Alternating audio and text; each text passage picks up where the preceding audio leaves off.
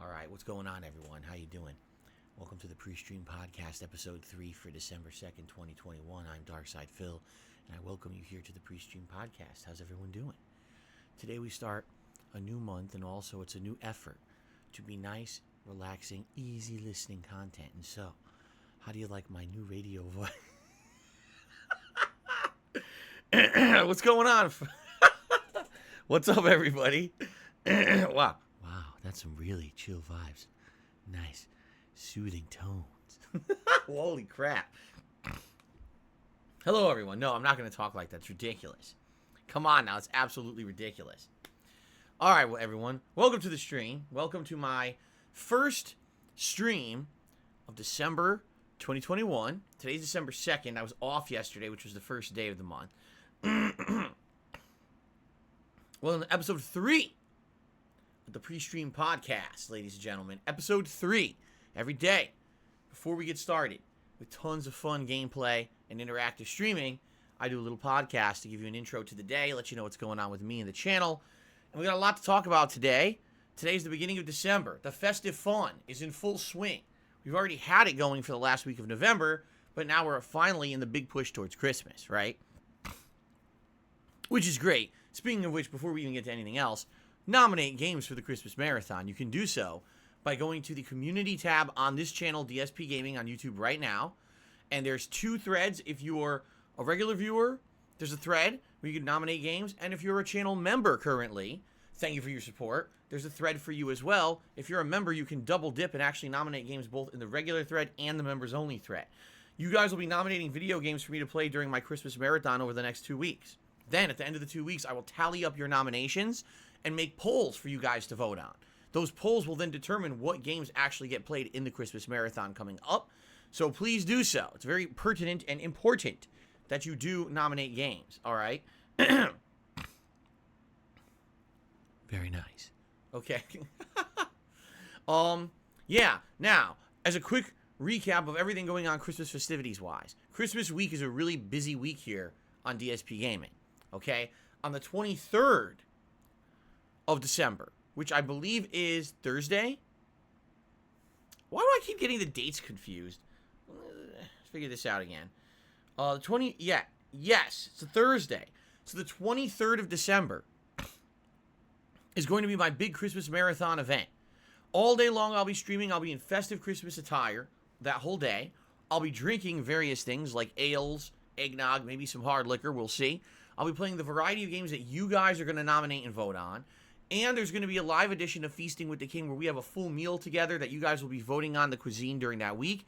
And now there's going to be a live edition of DSP Tries It featuring something holiday themed. So holy crap, how cool the event is, right? I'm very excited for this. It's going to be super duper festive. Tons going on that day, all right? Then the next day, Christmas Eve, Friday the 24th, I'll be doing a special Ask the King Holiday Edition podcast where I answer your questions live here on the stream in a festive format. How do you post up your questions? Type ! Ask the King into the chat right now, or every once in a while a link pops up automatically for you to click on. Post up your questions on my forums. That's how you get your questions answered for now. Once we get closer, you'll be able to actually do other things like post up on Twitter.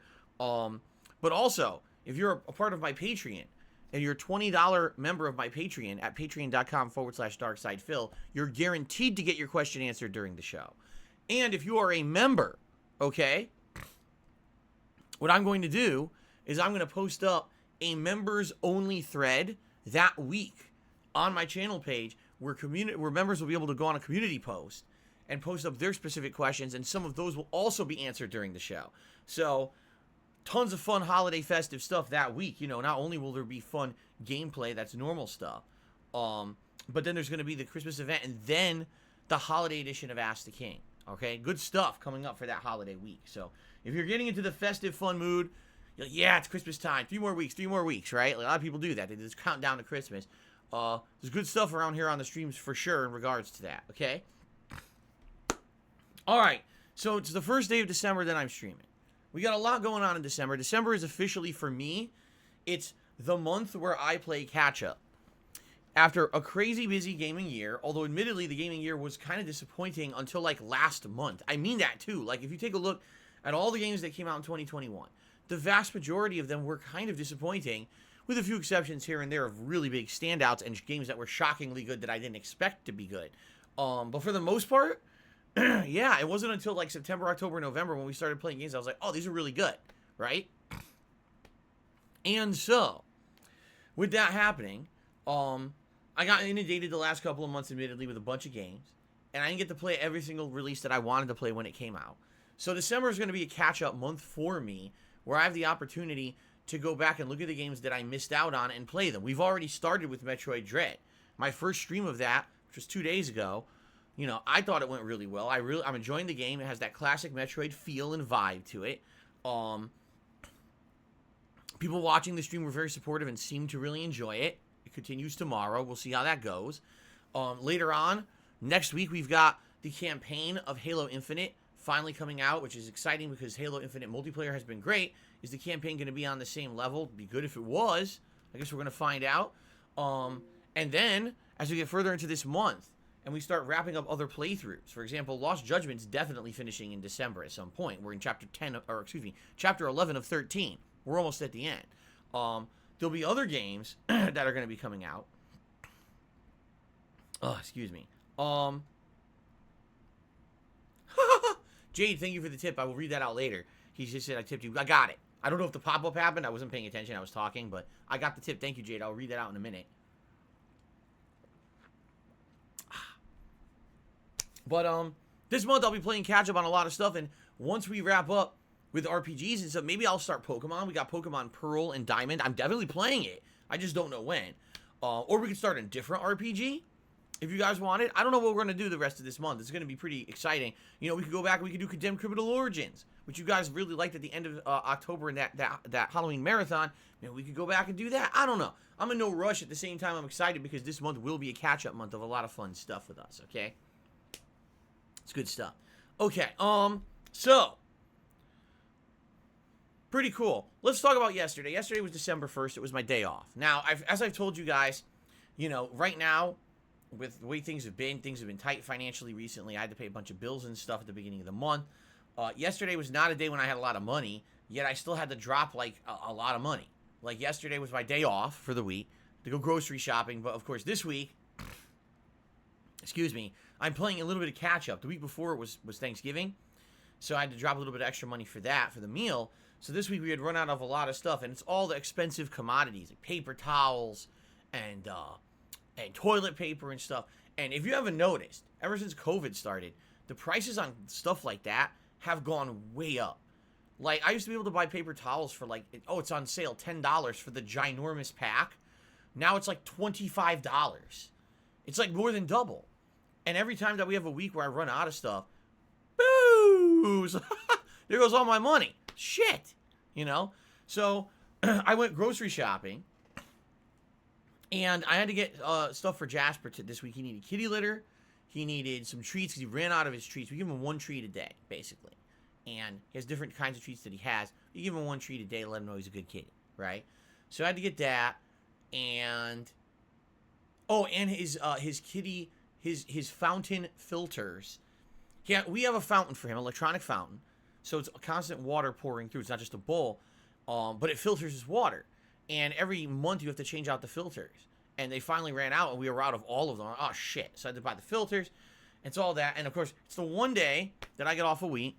So my wife and I decided to order a meal from a place that does all kinds of Japanese-style food. So they do, like, teriyaki. They do katsu. They do some sushi. And it was our first time ordering from the place. Because another place that we used to order from, for some reason, shut off their ordering capabilities. You couldn't get their food delivered through any format. Like, they closed it down. Every delivery service, we don't do delivery anymore. Okay? So we tried a new place. It's pretty good. They had, Kat got spicy chicken katsu, which is basically chicken katsu with, like a hot sauce on it. And this place, unlike other places that do chicken katsu, they do different kinds. You can get dark meat chicken, white meat chicken. We got the dark meat because we prefer dark meat. We think dark meat tastes better than white meat chicken. Like, I would actually prefer to have a dark meat chicken over a chicken breast. You know, the chicken breast is healthier for you. I want the flavor, right? So she got the chicken katsu. And we also tried an order of sushi.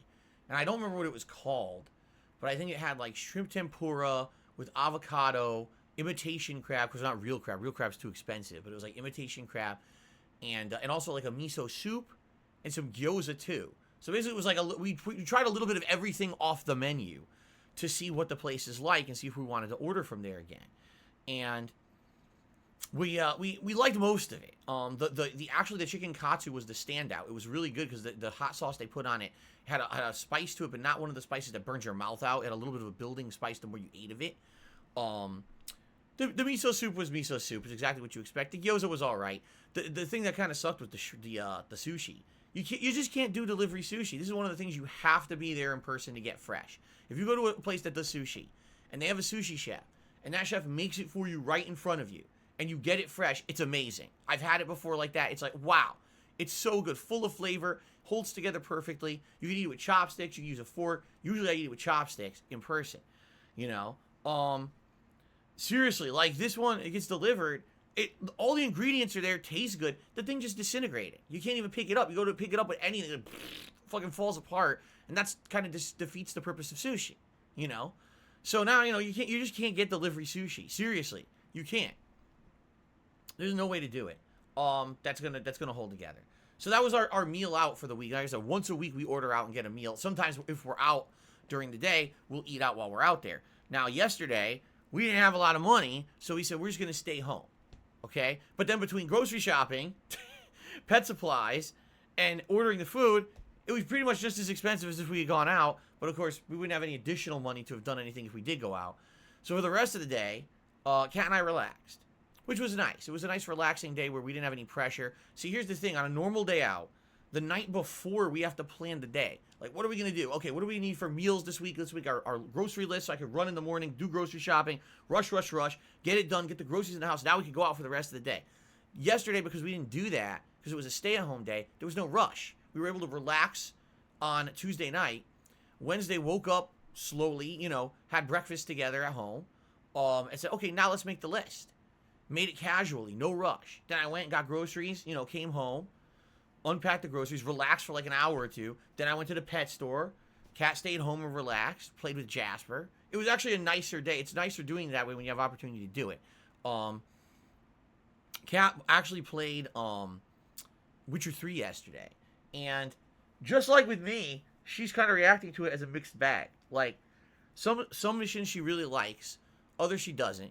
Her issue is that early game you can't really make a lot of money. And I was like, yeah, in the early game, the only way to make money is like the Witcher quest, the hunts, but you can't really do the monster hunts yet because you're so low level. You need to get up to level 8 to 10. Then you could go out and do like a bunch of side missions back to back, and you can earn a lot of rewards for them. But early game, you can't really do that because you're too low level. You can't really fight too much at once until you level up. Remember, you got your spell, your Quen spell, which is the force field on your body, so you could absorb a hit or two, and that way the enemies aren't constantly taking away your health. And you got a little bit of a surplus of food and stuff if you're going to go out on a major mission. So early on, Witcher 3 is a little bit annoying. I actually felt Witcher 3 got much better as you leveled up and you get better abilities and everything. I think that's kind of the common opinion, is the further you get into the game, the better it gets, right? So right now she's still in the early game segment, and she was stuck in like one or two story missions she didn't like that much. But then we got to the Bloody Baron mission, where there's the freaking the ghoul of his miscarried kid, and you have to turn it into the what do they call, lubberkin? And she was laughing her ass off. You're chasing a ghost baby through the swamp, and the baby's like, woohoo, like shooting through the swamp, like flying around, dancing in the air. You gotta like chase the fucking lubberkin around. It's pretty funny. So she likes it, but it's definitely different because, you gotta think about this. Since Witcher 3, how many RPGs have come out that have basically dumbed down everything? Everything's been simplified, right? You can't play Witcher 3 like a simplified RPG. You gotta learn the systems. You gotta say, oh, gotta have my shield up. Oh, we're using combat, gotta dodge. Oh, gotta use a healing item. Oh, my shield's down, gotta put my shield up again. It's a lot of micromanagement during the combat. That's not bad. It's just way more complex than a lot of modern RPGs that are just like mash a combo, pump a healing item, mash a combo. Very different. One thing I still to this day, I don't like the menus of the game. It's still like so cumbersome. The game's what, 6 years old, something like that. You go to the menus, it's like there's 100 tabs. Under each tab, there's 100 other sub-menus. Then there's, like, menus in the menus to hotkey your items. And it's like, dude, you know they made this for PC. It's like, if you're on PC and you had a mouse, you could just click through everything.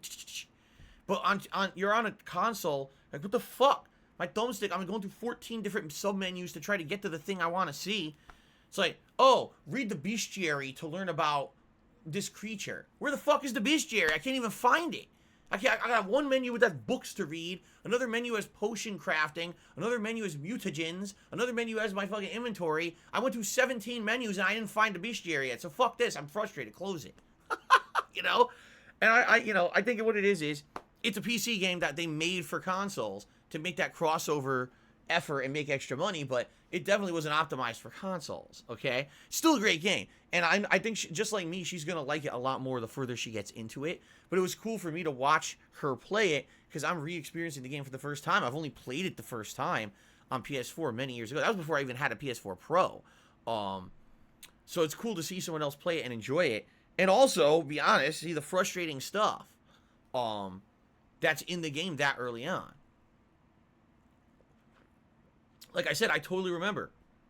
The further you get into the game, the better it gets. As you get better abilities and better, better spells, and just, more ability to craft better potions and stuff. Remember when you get any potion you chug heals you?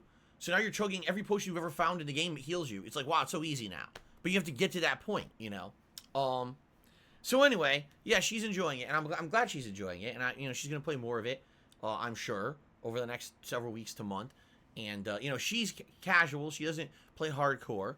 She'll have a day where, I have a few hours. I could jump in and play Witcher for an hour or two, right? And that's cool. That's good. I like to be there for that. So that was really our day off. Nothing crazy to speak of or anything like that. It was a more relaxing day for sure. Still an expensive day for me, but a more relaxing day. Now we can focus on this next coming week, which is going to be a great week for gameplay streaming. The stuff we're doing this week is going to be very fun. I'm very excited for this coming week because we've got concluding playthroughs, starting up playthroughs, a good mishmash of stuff. Okay, so let's talk about that. So today, the 2nd of December, which is a Thursday, incidentally, we are going to finish up Grand Theft Auto San Andreas on today's stream. All right, last time around I thought, we might actually get to the end. Not even close. The heist missions ended up taking longer than I thought. I tried to do the taxi mission. That was a complete waste of time. Then there were bugs and stuff. I couldn't move. I was like, oh my God, it's taking forever. Today we're going to beat it, all right? What do we got left? We finished the heist. So, if I remember correctly, the next major story, element takes you back to Los Santos, which kind of resets the plot back to the beginning where you have to do those gang takeover missions. Now, those are tedious and take some time, but I got double health, I got double armor, I get the best loadouts in the game, I can go buy the weapons, so I think I'll be alright. I think I'll be able to kind of, turbo through it, because I don't think it's going to be that annoying being that I want to have the power-up stuff. By the way, DC is here today. He says, greetings, DSP, and the stream, how's everyone today? I have a lollipop chainsaw memory haiku. Now, that's a throwback. Lollipops are great. Lollipop, lollipop, hey. Suck on my chainsaw. There you go. That was a hell of an old playthrough. I mean, that was before direct capture. Holy shit. That's a throwback. Okay. So here's the thing. I don't think, even though it'll be time consuming to do the gang takeover stuff, I don't foresee it being a major problem today. I think because I've got the double health, the double armor, the ability, I have the better weapon. I think I'm going to be able to do it relatively easily. It's just going to be tedious. You're going to see I have to do all of them. There's all these different areas you got to take over in order to advance the plot and get to that final story segment. So I think we do one mission, we go back to Los Santos, gang takeovers, do that for a couple hours, and then hopefully the finale and we wrap it up. That would be great. Now, apparently they patched the game. I'm checking, and I don't see any patch. But my Xbox One X has been hooked up during my day off, and it is set up for auto updates and auto downloads. So maybe the game auto patched when I wasn't here yesterday. I don't know. I'm checking. I'm like, is there an update? It doesn't say there's an update. So I don't know, what to do to trigger the update. It's just there's nothing there. Okay? So it is what it is. I didn't, like I said, hopefully this update is applied. From what I'm to understand, this update re-adds the fog into the GTA trilogy. The fog is basically the element that was put into the original games that hid the draw distance issues. Back then, you didn't have an infinite draw distance in the game, and therefore, if they didn't have the fog to hide it, everything would be disappeared in the distance, and then popping, you see buildings popping in, it would look shitty. So that's why they had the fog element. Well, a lot of people say when you get rid of the fog element, basically it's stupid, because when you do that, you hide a lot of the mystique of the city. If you could see the entire city from the entire game, it makes it feel a little bit more small and claustrophobic, especially when you're flying. You can see the entire island of Los Santos. I say that. It's an island. Even though it's not supposed to be, it's an island, And a lot of people had issue with that, like, why did they not think getting rid of the fog and adding infinite draw distance would kind of change the element of the game and make it feel different? I agree. It absolutely did. So, apparently they re-added all of that. Now, apparently they changed a lot of things. There's lighting updates and all bugs are supposed to be fixed with this patch. I don't know. I haven't seen it yet. I hope it's applied. I don't know. I don't know if it's applied or not. I really hope that they've solved, like, the movement bug I had last time. That was bullshit. Oh, CJ's glued to the floor. He can't move his legs. He can't jump and walk, but he can still fire his gun. The fuck is going on? I hope they fix that shit. So anyway, let's see how it goes today. Maybe San Andreas will look better. And we're in the end game. We're going to finish it today. I mean, I really, the only reason I would see we don't finish it today is if some unforeseeable crap happens. Like the game has another bug or issue we didn't plan on, and it extends the length of the playthrough. But if it's just gang takeovers in the last couple of missions, especially with the fact that I have the fire resistance and everything for those final missions, I don't think it's going to be a big deal. Okay? So, should be good. Let's see. Let's see what happens today. But all intents and purposes, today should be the conclusion of Grand Theft Auto San Andreas Definitive Edition. Now, we are going to somehow turbo through it and beat it quick. I don't think that's going to happen. All right? But if we beat it quick, then we'll go right into Vice City, which I have already pre-installed on my Xbox Series X and ready to go. This is the game that, I'll be honest, the vast majority of people seem to have been wanting me to play right away. In fact, some people were disappointed I didn't play Vice City first and I went for San Andreas, although I think it was the right strategy, considering we wanted to see how good this trilogy was it playable, etc., etc., and it was free on Game Pass at first, but I did drop the money to buy the rest of the trilogy. Okay? So, I'm excited for Vice City, whether we start it today or not. If we don't start it today, then we're starting it on Saturday. So either or, it's going to be fun when we finally start up with Vice City. Okay? Later tonight, the late stream, Forza Horizon 5. Should be a fun time. Hope that you guys will join me for that, 6:45 p.m. Pacific time. Every time we play Forza, it's a good chill time. The top contributor of the Forza stream gets to pick a car that we drive around the map.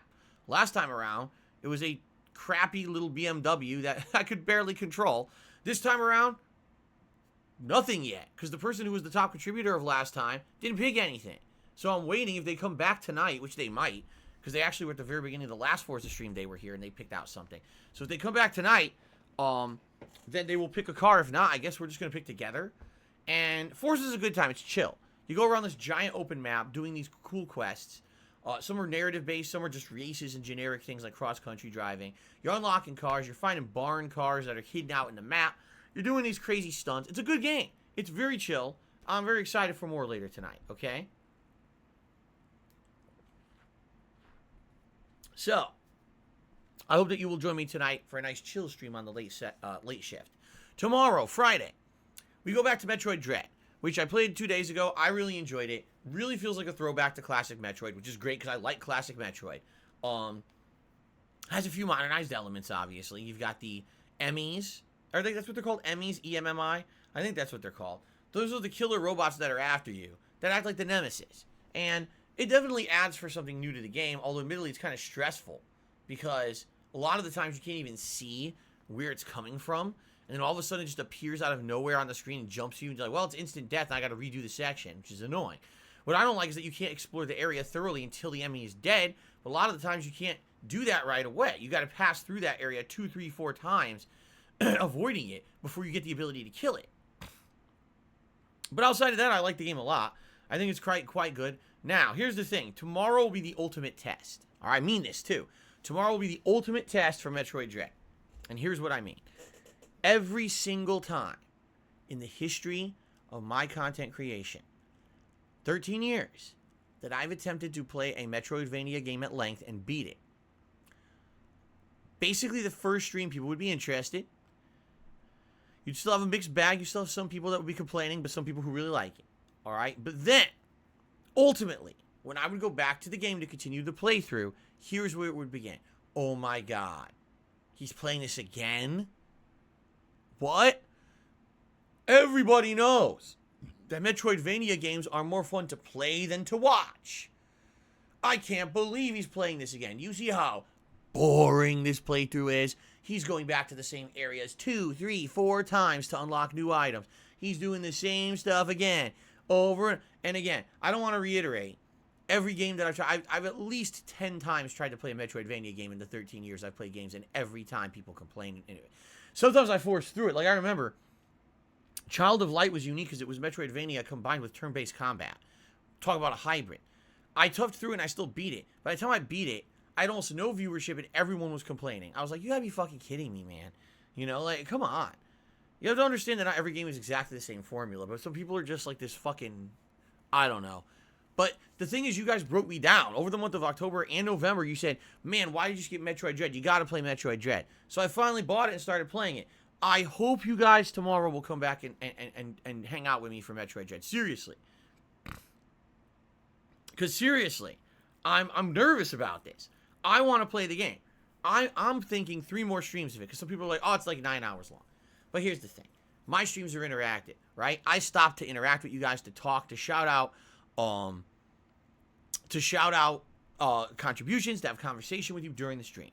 I know that's going to happen moving forward with Metroid Dread. It's not just going to be me playing, and beating it in 9 straight hours. There's going to be interruption. There's going to be some delay.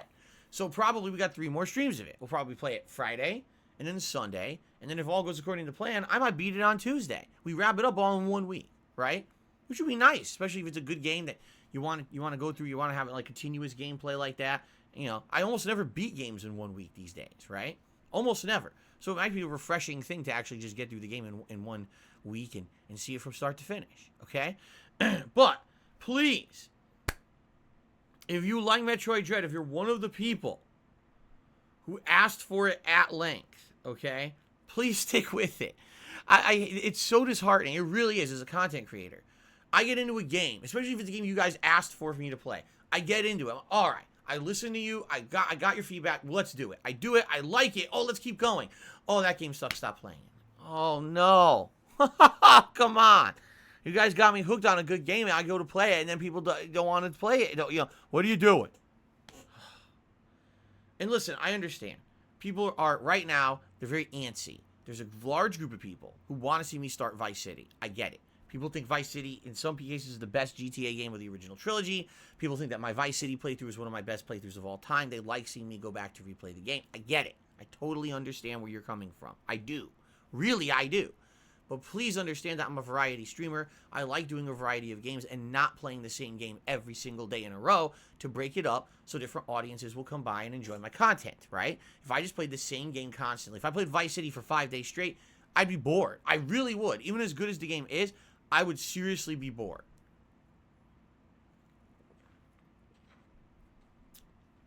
So hopefully you will come tomorrow to the stream, hang out with me and support it. Seriously, I hope so.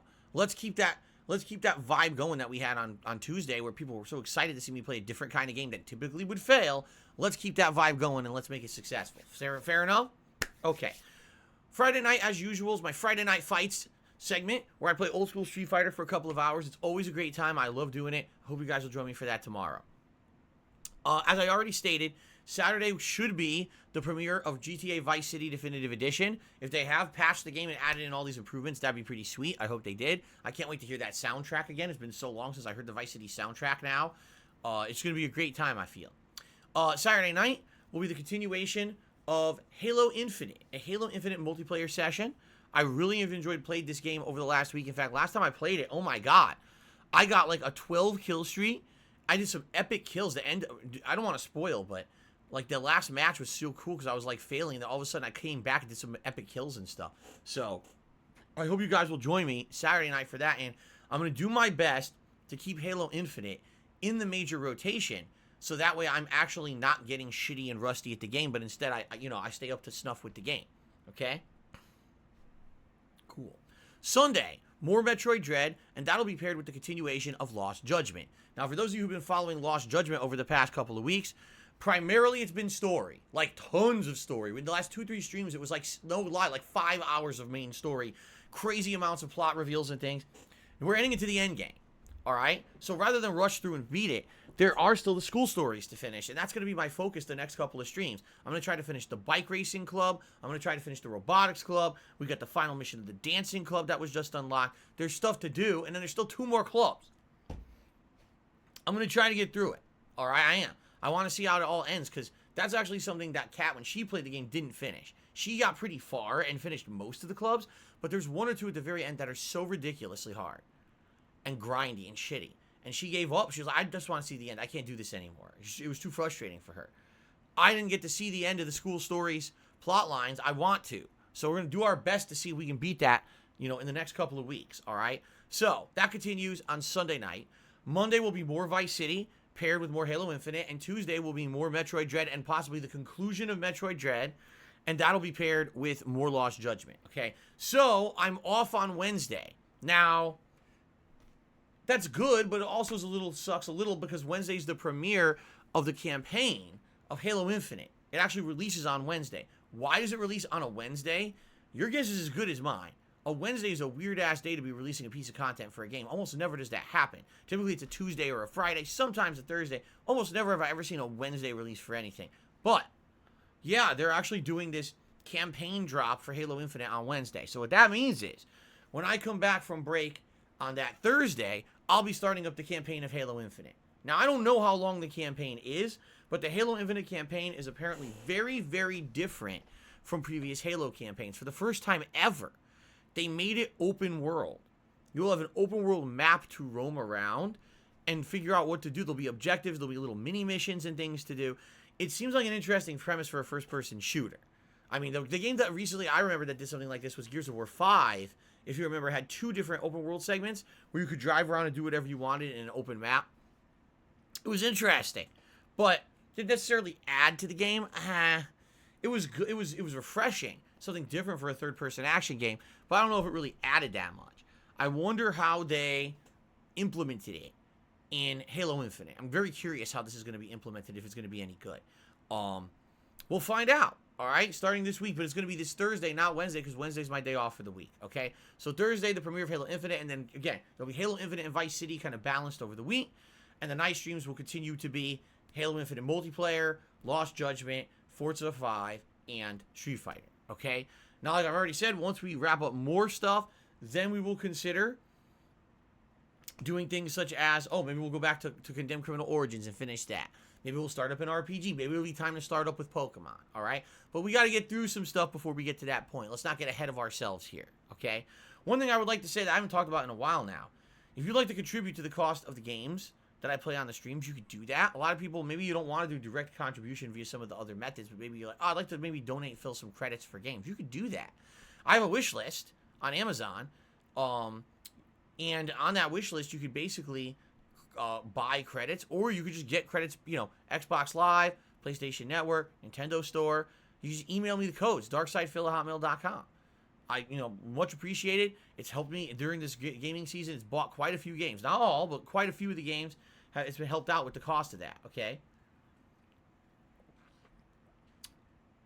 So if you want to help out with any games coming up, by all means, thank you in advance, okay? So that's what we're doing. Games-wise on the streams for the next week or two. Now, it's a new month, and that means there's a new members goal for the month of December. Now, we actually jumped the gun a little bit, and we started this on the last day of November, but now that it's the first day of the new month, the first day I'm streaming of the new month, let's talk. Our members goal for this month is 365 channel members. It's about 40 new ones. Considering the fact that we have thousands of people who watch my videos every day, and that's no exaggeration. Go check out the videos that I upload to YouTube every day. In some cases, 1,000 in one day, and then they grow over time, okay? There's definitely potential for us to hit that number. There's no reason that there's not 40 people who aren't members who couldn't become members in the month of December, okay? Especially this month, festive feeling. Maybe you like my content, you've been holding off, or you haven't been able to afford it. Now would be the time to join. Why? I'll tell you why. because I like to clap like this. And I'll do that several times in applauding to celebration if we hit the goal. But in addition to that, this month's reward is the return of something you guys have absolutely loved, and I haven't done in a very long time. This month, if we get 365 members on the channel, okay, by the end of the month, you have all month to do it. It's the return, ladies and gentlemen, of the retrospective event. Shocking, I know. What's the retrospective event? The retrospective event is when we go down memory lane. You guys nominate your favorite moments in my over 13 years now as a content creator on the internet. It could be a game playthrough. It could be a review. It could be a vlog that I did somewhere. It could be an edited countdown, or it could be a piece of raw footage. It could be something from a live stream, or it could be just an on-demand video. Whatever. Whatever I put on the internet is eligible, all right? You nominate your favorite moments from my 13 years as a content creator. I go through those and pick some of the best ones, and then we go down memory lane. We watch them together, and we reminisce, and I will react to those videos. Being that I've been around for so long, sometimes watching some of those videos, I don't even remember making them. Seriously, I don't remember this shit. This is so long ago, you know? I don't even remember ever doing that stuff, you know what I mean? And there's a lot of untapped potential for stuff that we have not even scratched the surface of looking at yet. So, I love doing these retrospective events. They're incredibly fun, and usually, we not only remember stuff from the past that I don't even remember happened, but in addition to that, sometimes we come up with really good ideas. Like, for example, in early 2020, we did a retrospective event where I was watching a random vlog from like 10 years before. In this vlog, I was wearing a vest. And everyone was watching the video with me together. And they're like, "You're wearing this beige vest. What is that?" I was like, "Oh, yeah, I remember that. That's a vest I used to have a long time ago. I only wore it a couple of times." You know, I think in this particular video, I had gone out to dinner with my parents that day. Came home from dinner, and I used to do vlogging and stuff when I got home from dinner with my parents. So that's probably what this is, a special vlog that I put out that day. And I just said, I'll just keep the vest on for the video or whatever. And people were like, "We've like never seen you in that vest before. Do you still have it?" I said, I have no idea. So I went downstairs, and I looked at my front closet, and there it was. I was like, holy shit, I do have it.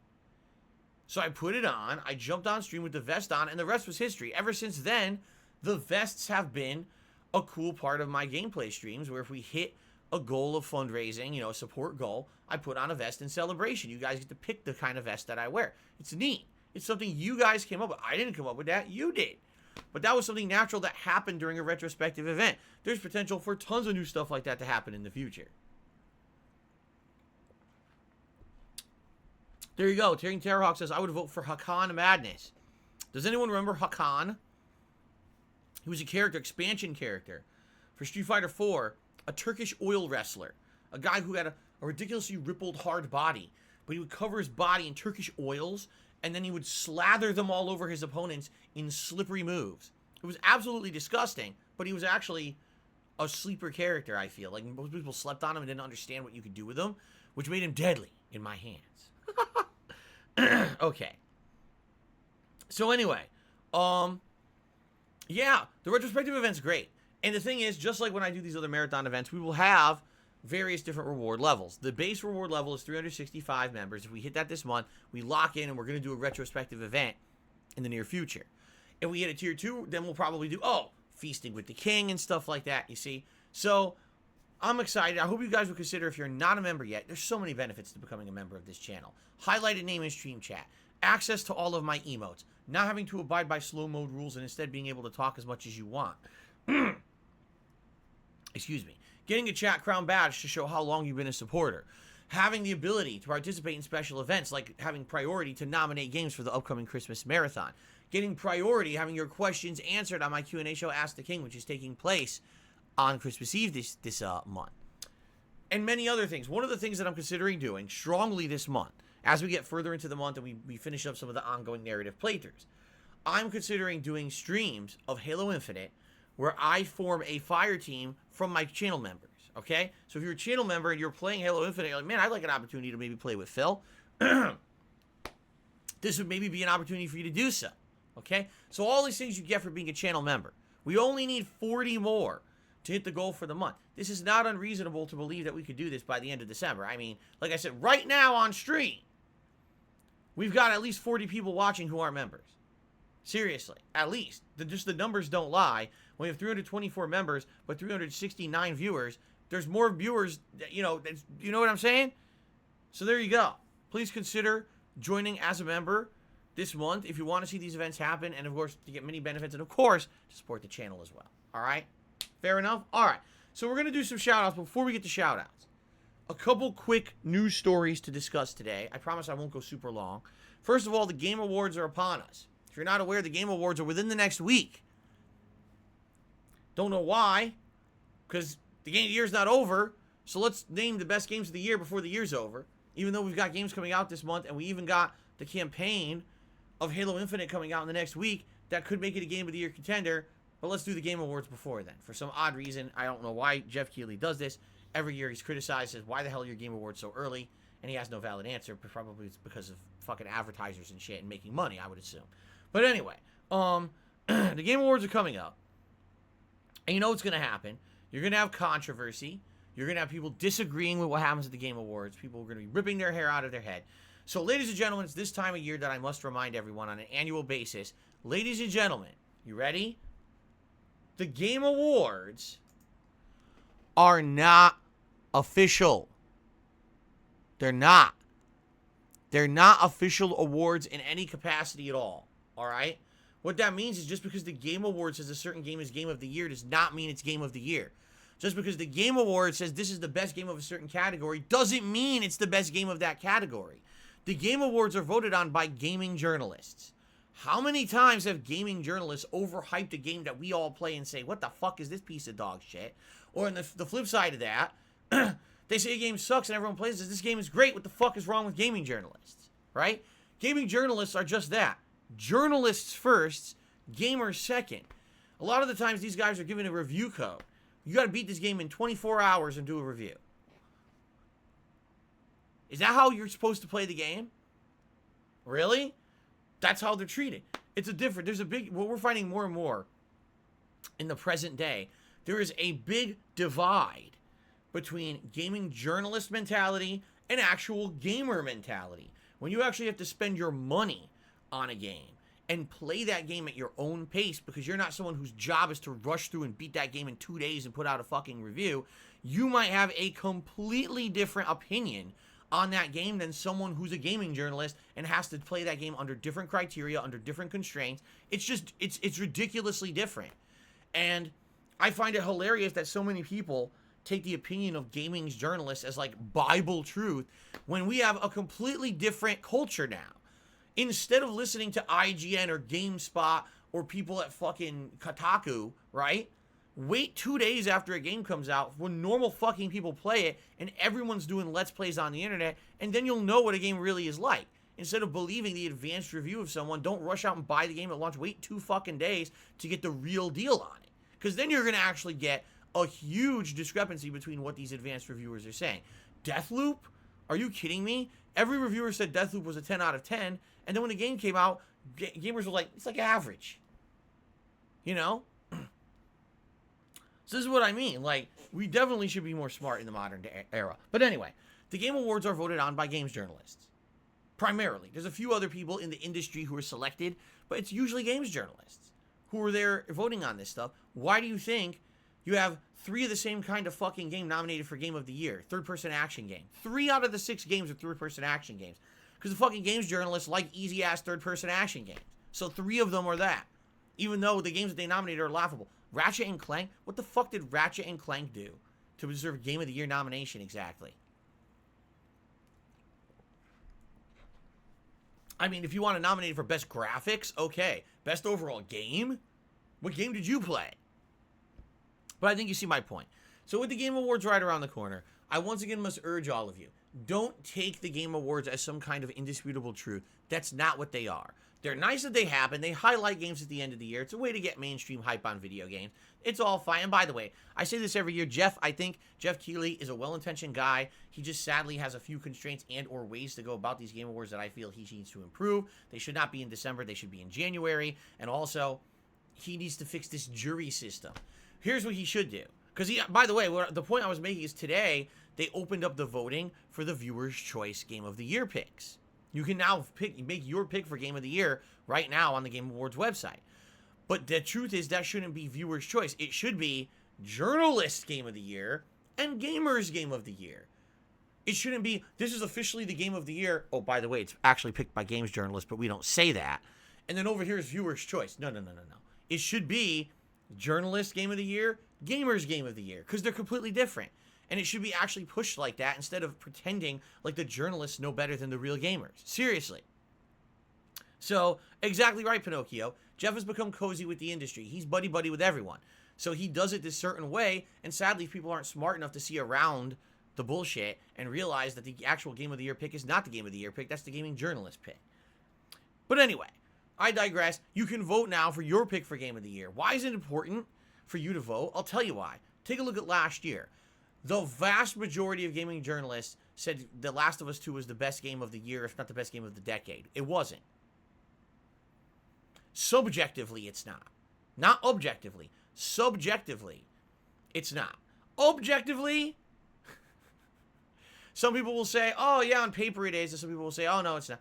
I don't know. Objectively, for me, I also think it's not. Subjectively, I know it's not. Like, for me, I'm like, how can you even say that game is Game of the Year or Game of the Decade with all the flaws it had, in my opinion? I guess if you really love the story of Last of Us 2 for some fucking weirdo reason, you might think it's like the best game ever made. If you like bad stories, if you like badly written, badly executed, badly paced stories, I guess you love the game. It is what it is. But like I was saying, objectively, on paper, some people say, oh, I think that it's actually the best game. I don't know how you could do that, but maybe people don't understand what objective means. It means that you can't have a subjective take. You can't have a personal opinion. It's more factually weighed. I still feel like it wasn't the best game last year. But anyway, last year, the gamers voted and said Ghost of Tsushima was Game of the Year.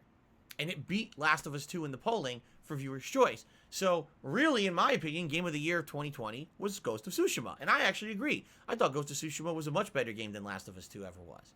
But a lot of people disagree with me there too, and that's okay. But I think you see the point I'm making. It's okay to disagree as long as you don't have this weird feeling that what the Game Awards say is Bible truth. You shouldn't ever feel like that, okay? Okay. Oh, excuse me. Okay.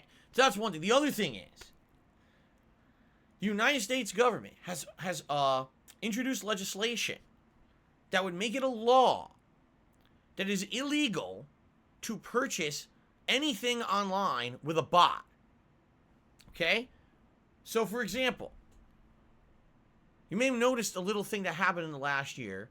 You might have noticed that you wanted to get a PlayStation 5 or an Xbox Series X, you couldn't get one.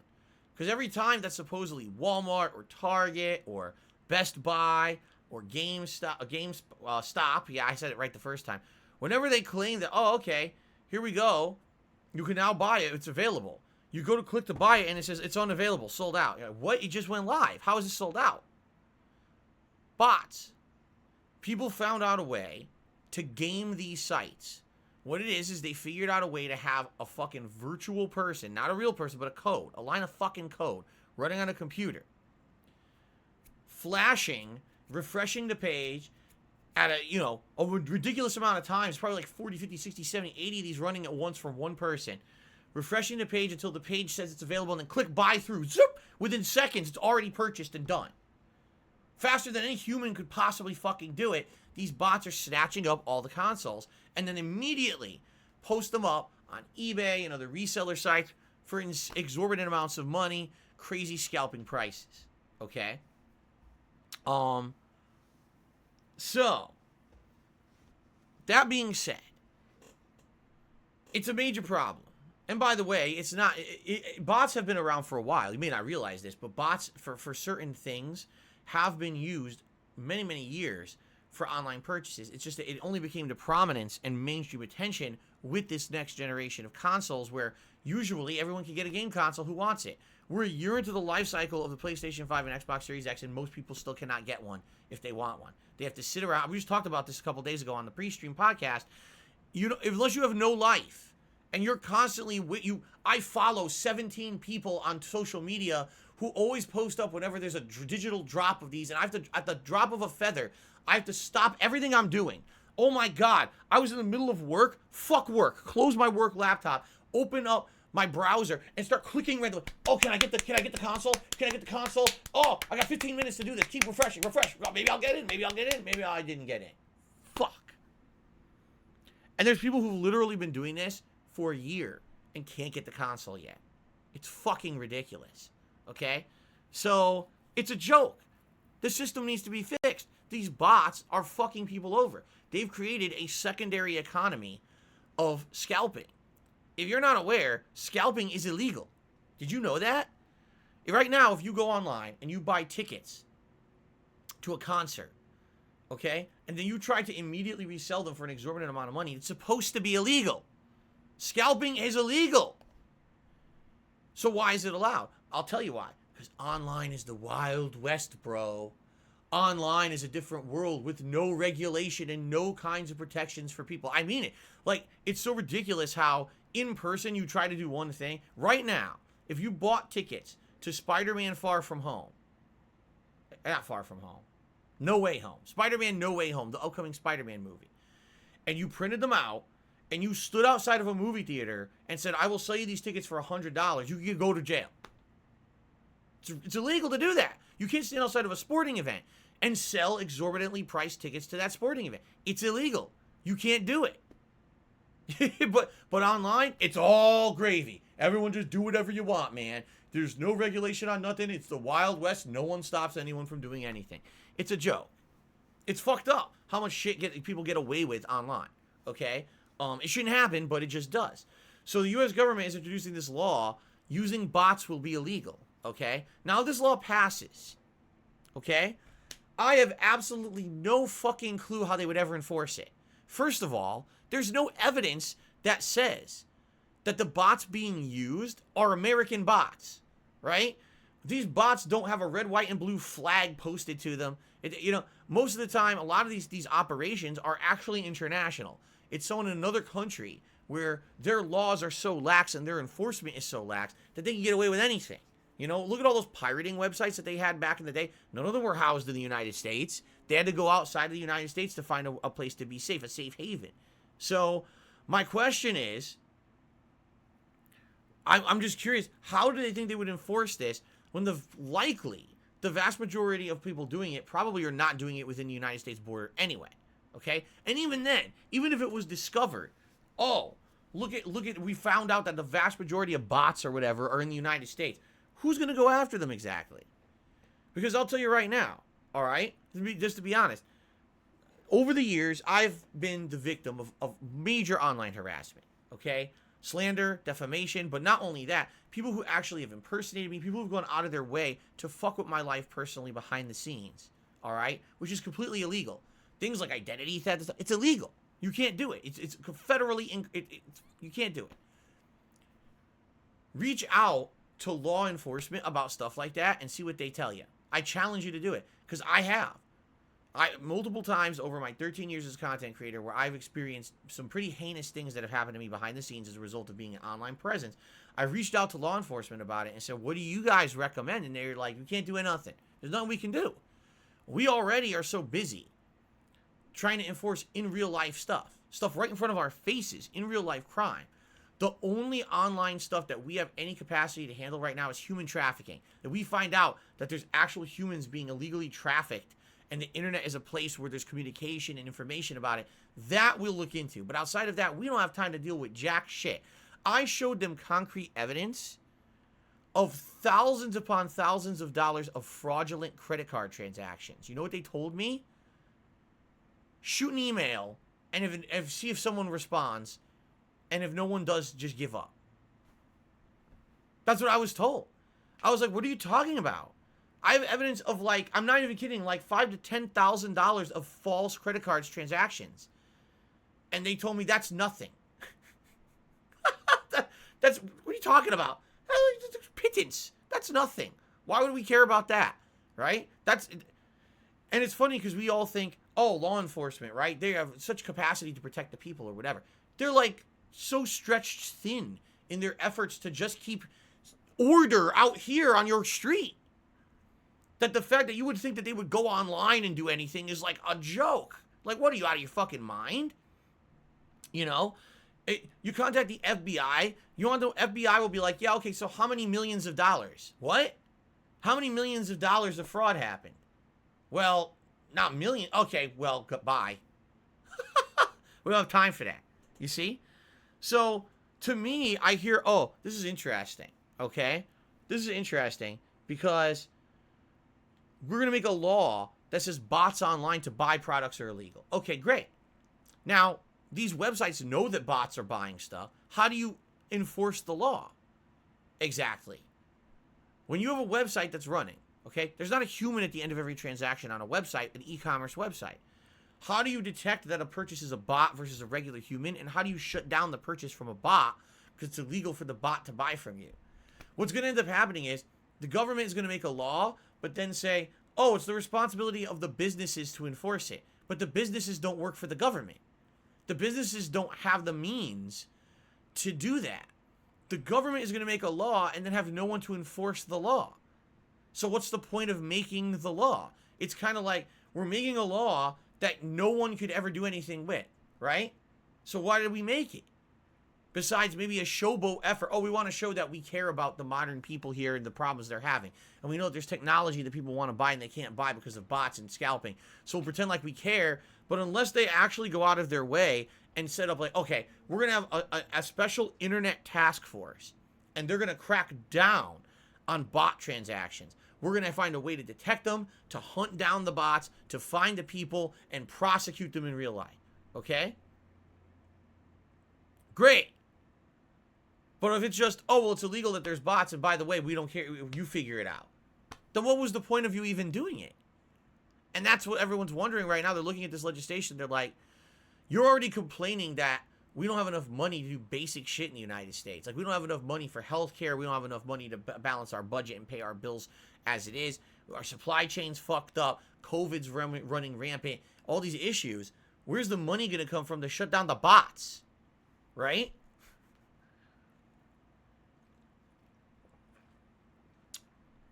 So, for me, I'm just like, I don't know, man. I just don't know exactly what they're thinking. I don't know what's going to happen with this law at all. I really don't. It sounds stupid as shit to me. It doesn't seem to make any sense what they're doing. Unless they're going to say, we're serious about this, let's make a federal task force to shut it down. That's different. But you can make a law and say something's illegal, and unless you have the means to enforce the law, you might as well not even make it.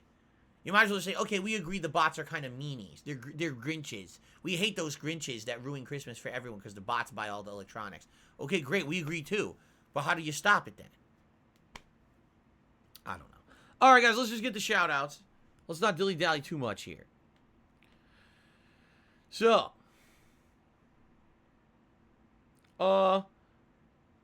Extreme Pawn did a bunch of super chats this morning. And everyone is increasingly more stupid. This is how you don't start a stream. Are you and Wings of Redemption going to collaborate? Do you own Game Pass? Will you ever buy it? I stepped away. Did he answer my Game Pass question?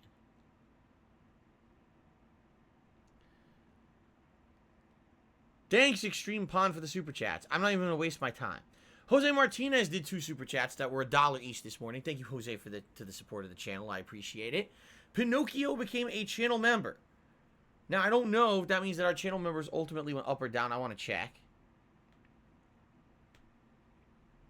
Let's take a quick look. We did go down. We actually, the record number of members on this channel is 328. That's where we were at when I went offline on Tuesday.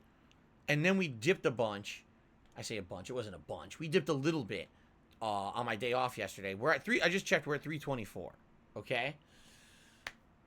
We're at 324. So would be great if we could at least get back up to 328 today, our record, or exceed it. It would be great if every day we're gaining like 1 or 2. Because it would be great every day we're hitting a new record. That shows great positivity and growth of the channel, especially as we push towards 365 for the monthly goal. Okay? So thank you, Pinocchio, for becoming a channel member. I appreciate that. Chicken Man did a $2 super chat, says, that's false. You can get resale licenses. Well, that's different. Reseller licenses is not scalping. When you are an authorized reseller of a product, there's laws and limitations to what you can do.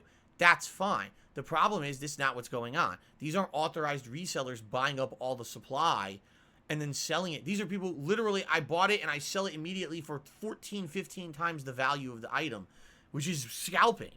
That's against the law. There's a difference between authorized reselling and scalping. Completely different situation. Gorilla Pimp tipped me, Gorilla Pimp did a $4.99 super chat. Says, I'm a scalper. I buy shoes and I resell them. And I do this to hook my people up.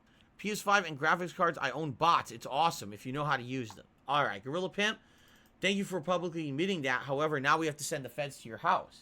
You understand that, right?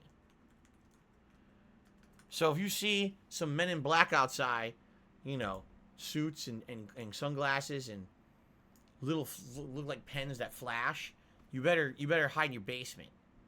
Lock all the doors. You're in trouble. They're coming for you now, bro. Shouldn't have said that. Okay. Because this is the truth. Here's what's really going to happen. The feds will show up to enforce this law, and what they're going to do is they're just going to steal all your shit. They're going to take all your PS5s. Oh, well, you know, the senators need these PS5s for personal investment and research purposes. Yeah, I'm going to take these. There you go. All right. GTA Slayer is our first contributor of the day for a tip. $4.20 tip. It says, morning, Phil. Hope you've been doing well. Here's some support for your GTA stream to begin things. I heard they've updated the San Andreas graphics and added fog back. Apparently, you can turn it on by going to Options, Graphics, Settings. Keep up the good work. We will have to look into that. We'll have to see, again, if I boot it up today, is that in there? I mean, it should be, because I checked, and it says there's no update available. So you would think it would be available. It would be in there already pre-installed and everything, I hope. I guess we'll find out today. Thank you, GTA Slayer, for supporting the playthrough. Consistently, by the way. Always comes back for these GTA streams. And thank you for the information. Jade has tipped me $20 and says, my favorite saying of yours is the Elder Gods are a bunch of assholes. Well, there you go. They are. The Elder Gods are just a bunch of fucking dicks. We know that from Mortal Kombat. Every time we play a Mortal Kombat game, the Elder Gods are just fucking conceited douchebags, right? And they just do the most fucked up things to the members of the Netherrealm and Outworld and even Earth. Elder Gods should be called the Elder Dicks. Thank you very much, Jade, for the tip. I appreciate that. Carlton Jr. tipped me $1.50. Says there's a mini uproar about Sifu. There's no such thing as a mini uproar. Apparently being confirmed to have no difficulty settings. People are basically trashing it, saying they won't buy the game now because they think it'll be too hard. Thoughts? Well, yeah, try me, Vivid. I need journalism difficulty. Well, all right. Truth be told, Sifu looks like a pretty good game. It looks pretty unique. And how often these days do you see a unique game? Almost never. You know, every game usually is like copied from another game, copy pasted. This game looks like it's pretty unique and an interesting premise. All right. The reason that I have issue with this is here's why. I, over the years, have become more and more of a advocate for accessibility in games. Okay, I feel that there should be difficulty settings in games for people who just don't have the opportunity to play them at the same level as someone who has all of their senses. All right? Imagine if you're blind and you're trying to play Sifu, and there's no difficulty settings. Imagine if you only have one hand and you're trying to play Sifu, right? And you can't adjust it for that. You know? I think that people who have these disabilities should be able to play video games and enjoy them, okay? There's no reason why they shouldn't. Now, there's this argument, this get-good mentality amongst certain gamers and certain genres of games. How dare you make it that this game is easier or has accessible features because it makes the game too easy, and that undermines the entire point behind the game. Okay? I don't know about that, man. Like, for me, I think people need to stop it with the e-penis measuring. I mean it at this point. Like, enough with the e-dick, ASCII code penises, and pulling out your tape measure and acting like it matters. Alright, I'm about to tell you something. It doesn't matter if it took you 72 hours to play Dark Souls 1 and beat it the first time, or if you beat it in 1 hour speed run, deprived, nude, only punches, only healed once, while hopping on 1 foot, while you had a cactus shoved up your ass while you were playing it. It doesn't matter. You still beat the game.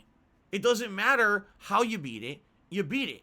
It's a single player experience. All right? Now, you can make a competitive experience out of a single player experience if you want to do world record runs and this and that. If you're one of these challenge streamers who literally you play the same game over and over 1,000,000 times in order to beat it in different ways and really challenge yourself and show amazing skill level. Okay, fair enough. You're welcome to do that. That doesn't mean that the rest of us have to care, nor does it mean that the rest of us have to have a gameplay experience balanced because of you. You see what I'm saying? Like, I understand that there are games that are meant to be difficult, okay? And maybe at the default difficulty, a game is gruelingly difficult. But if someone wants to play it easier, they should have that option. I really believe that in this day and age. If they want more features to make it easier to play, for accessibility reasons or otherwise, they should have that option. The only game that shouldn't have that is basically a game that's meant to be played at a high-end competitive level. Because if you're giving crutches, essentially, to people to play those easier, now you got someone who doesn't use those versus someone who uses them, and it's not an even playing field. But that's for competitive games only. A game that's meant to be esports, or a game that's meant to have a tournament for, that's, you're trying to show a high level of skill, right? Right? That's okay, that's different. But outside of that, if you're playing a single player game, who the fuck cares if there's an easier way to play it? Why do you care? Why is it even your fucking business? Seriously, why is it your business to tell the person playing the game next door to you that they're doing it the wrong way? That's none of your fucking business. Seriously, mind your own goddamn business, play the game how you want, enjoy it the way you like it. Stop telling other people what's right and wrong about the way they game. Who the fuck are you to be the gaming authority of Earth? And say that Dark Souls must be played in this way, and if you did it a different way, you did it the wrong way. Guess what? If someone gets the fucking halberd, the Black Knight halberd, or whatever the fuck it is in Dark Souls, and steamrolls the game because it was a random drop and they got it, that's perfectly feasible. It is. If someone cheeses lightning bolts and fucking does dick lightning in their first run of a Dark Souls game before they fucking patch it to make it not as good, that's perfectly feasible. And if you don't like it, guess what? I have a special message for you. Ready? Tough titties! Because it ain't your fucking game.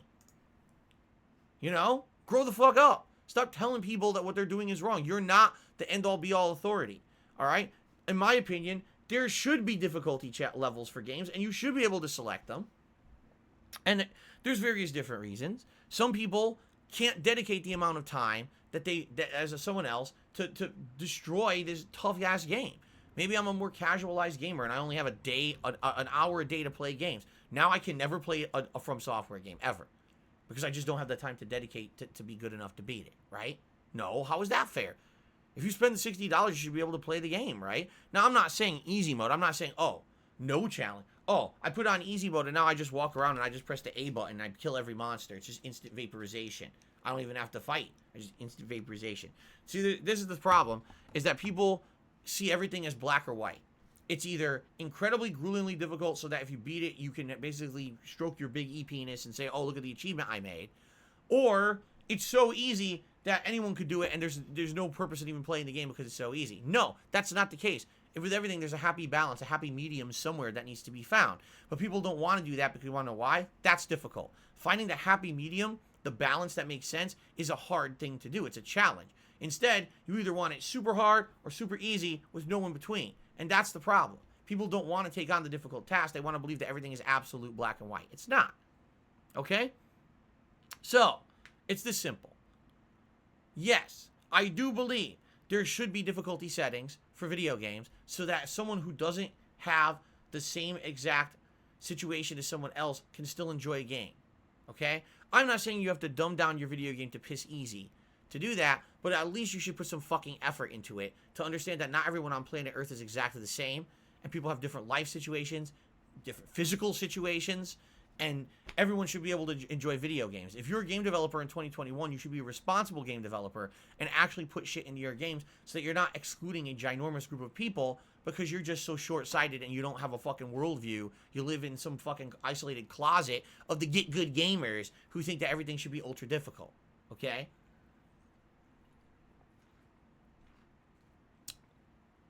That's my personal take. You can completely disagree with me, and that's okay. But for me, I like more accessibility. I like more games that are more open to people to play and enjoy, especially single player. Again, multiplayer, competitive, that's different. You know, you need to have a certain skill level to exceed or excel or proceed and do well in a tournament environment. That's different. But if you're playing a single player game at home, enough with the every game is a competition mentality. That's the most loserish fucking mentality I've ever heard in my life. That's like saying every time that you play a sport, you're playing to be the best competitor ever at that sport. And how dare you go play baseball with your friends and not strike a home run every hit and not, you know what I mean? Oh, I can't just casually play and have fun. No, fuck you. You should always be playing at the highest possible level. Well then, how is that fun to most people? It's not. Just because you have this mentality that only things of ultra challenge are fun doesn't mean that's the same for everyone. So, grow the fuck up. Okay. Shout out to Mega Fuse, who has tipped me $35, okay, and says, I was doing a test on politics, and one answer had the words Bolshevik. What does that mean? You mean Bolshevik? I actually don't even really know. I think that's a political party at some point, but I couldn't even explain that for you. I really don't know. I'm not a political guy. I don't even know what that is, so. Mega Fuse, thank you for the very generous, large tip. That's going to jump us all the way up to $60 in tips to start, which means Gunner Glasses. We'll be honest, we start with the gameplay, but I don't know about the Bolsheviks. Maybe they were, I don't know, a wrestling family. I don't know, the Bolsheviks. Sounds like. The Bolshevik brothers, the World Tag Team Champions. Now, I don't know. I don't know. I don't know. I actually don't know. It means the majority in Russian. Is that what that means? I didn't know that. The Bolshevik was in the USSR. They were communists. Okay. All right. Chicken Man has tipped me $1.50. Says Game of the Year awards is tossed around the games industry like a piece of meat. For decades, the Game of the Year has been slapped on, it seems like, any game possible. Flight Sim has a Game of the Year edition. Yes, that game is good, but to me, is it Game of the Year? No. No, I think it's stupid as hell. I agree with you. Why do they say, oh, this is Game of the Year edition? What are you talking about? Why do you have the authority to say your game is Game of the Year when no one weighed in on it? Right? And they do this all the time. They'll say, oh, the Game of the Year edition is the one that has all the DLCs included. No, that's the complete edition. That's not the Game of the Year edition. You don't get to say, just because you're selling an edition of your game with all the content on one disc or in one place, that was Game of the Year. That's, you know, want to talk about ego stroking. Holy fuck. Right? Ladies and gentlemen, welcome to the Stream of the Year stream. Today, GTA San Andreas conclusion. Stream of the Year. Everyone agrees this is Stream of the Year, right? The fuck are you talking about? I agree. Like, it's fucking stupid. Okay. So, we got a couple more super chats that came in. Extreme Pond and another super chat says the Game Pass question was a real question. Yes, but the other questions were incredibly stupid. So, you negated your ability to ask a real question by asking several stupid ones. Gorilla Pimp did a super chat. Says, shout out to the Mean Metal Mike, the bitch of the day. Okay, then. He's insulting people, which is against the rules. Let's see if he keeps it up and gets moderated. Okay, Doomer did a super chat and says, here's chump change for the Beggar's Cup. Very nice. Thank you to OK Doomer for the incredibly insulting message. I really appreciate that. Thanks for the money, dummy. And Fruits07 just did a $2 super chat. Says the Xbox Series X controller Rumble is cool. I agree. The Rumble is nice. The Rumble is like, it's just enough. It's not too much to pull you out of the game, but it's also not so small you don't notice it. It's like just right. You know what? Like they said, the father bear's bed was just way too hard. The mama bear's bed was way too soft. But the baby bear's bed was too small. Nothing fit perfectly. It was very unfortunate. You just could not find the perfect bed. Poor Goldilocks. But anyway, Anyway, thanks for the super chat. So that was Fruits07, by the way.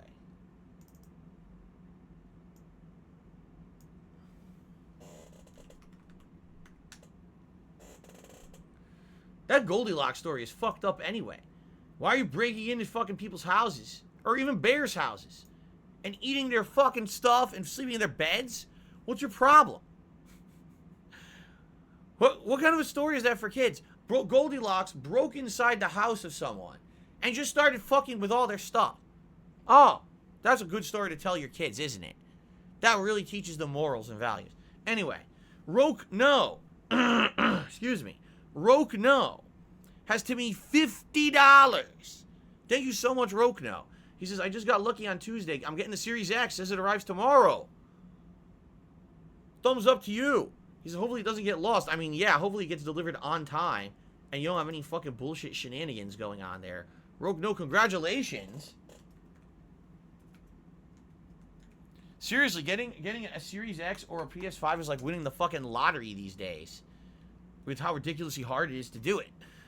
So that is great news. Thank you so much for the support. With that, ladies and gentlemen, you guys get to vote on a hat for me to wear during the San Andreas conclusion. Let's get the poll going right now. Which hat is San Andreas endgame best? Would it be the cowboy? Shit. The cowboy, the pilot, the Punisher beanie, or the Santa hat? There we go. And now that we have this variety of hats, we actually have competition. Seriously, I never know what's going to win anymore. Every stream, something different has been winning, which is good. That's what we want. We want variety. We don't want the same thing every time. So I'm glad that now we have hats in the running that you guys enjoy. So, all right, Guts, thank you. He says, happy Thursday. Hope you had a good day off yesterday. Indeed, I did.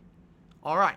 So, ladies and gentlemen, that's all I've got for PreStream. I hope you enjoyed the PreStream podcast for the 2nd of December. I will now end the PreStream podcast, and we will jump right into the gameplay. There will be no delay. We will go right into the conclusion of San Andreas and see how far we can get. How does that sound to all of you?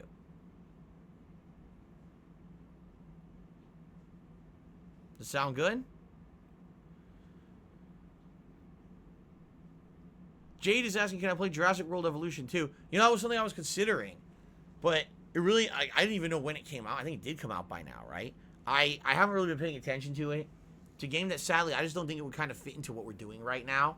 I'm not really looking for another chill-style game. That's definitely not one that I think would fit into mainstreams on the regular. So, all right, let's end the pre-stream. Let's shoot over. As you guys are voting for a hat, let's scoot over to San Andreas and go from there. Sound good? Thank you guys for watching. I really appreciate your support so far. And let's get the show on the road.